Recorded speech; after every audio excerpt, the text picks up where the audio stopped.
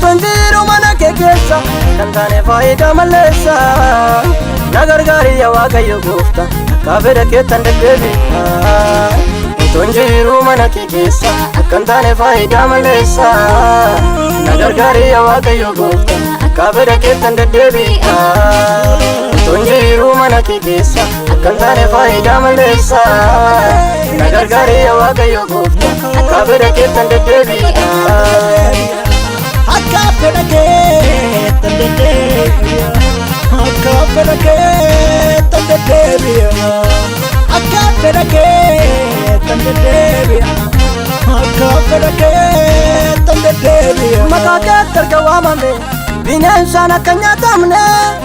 Adaraan gargaarii Gooftaa mucucaa adda akka hin qubne Situ kenneera akka fedha keettan ana jedhu